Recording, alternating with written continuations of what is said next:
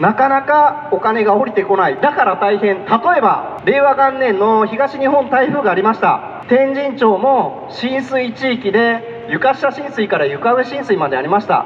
二度とこういうことがないようにということで、秋山川に排水できるポンプを設置しよう、令和元年から動いていたんです。でも実際はお金、そして県の認可が必要だったりということで、ようやく今年になってです。できれば雨が降ってくる6月前にこの排水ポンプを取り付けたい。6年かかったんです。しっかりと訴えてもこれだけ時間がかかる。そう考えるとやはり人口減少社会、少しずつしかできないかもしれない。でも今やらなければいけないことなんです。